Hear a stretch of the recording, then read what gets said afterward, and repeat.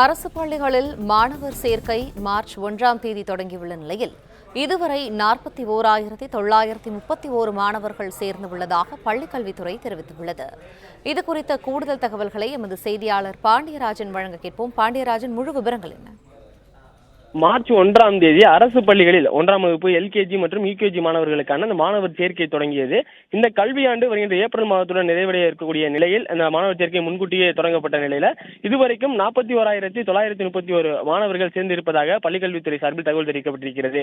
அரசு பள்ளிகளில் மாணவர் சேர்க்கையை அதிகப்படுத்த வேண்டும் என்கிற நோக்கில் ஒவ்வொரு மாவட்ட கல்வி அதிகாரிகளுக்கும் அறிவுறுத்தல் வழங்கப்பட்டு அந்தந்த பகுதியில் இருக்கக்கூடிய ஆசிரியர்கள் அப்பகுதியில் இருக்கக்கூடிய பெற்றோர்களை நேரடியாக சந்தித்து அரசு பள்ளிகளில் மாணவர்களை சேர்க்க வேண்டும் என்கின்ற விழிப்புணர்வையும் அறிவுறுத்தலையும் வழங்க வேண்டும் என அறிவுறுத்தப்பட்டது. இந்நிலையில் மாணவர் சேர்க்கையை மேலும் பள்ளியினுடைய அனைத்து நேரங்களிலுமே மாணவர் சேர்க்கை நடத்திக் கொள்ளலாம் என்கின்ற வகையில் தற்போது கடந்த 6 வேலை நாட்களில் மட்டும் 41,931 மாணவர் சேர்க்கை நடைபெற்றிருப்பதாக பள்ளிக்கல்வித்துறை சார்பில் தகவல் தெரிவிக்கப்பட்டிருக்கிறது. நன்றி பாண்டியராஜன், விரிவான தகவல்களுக்கு.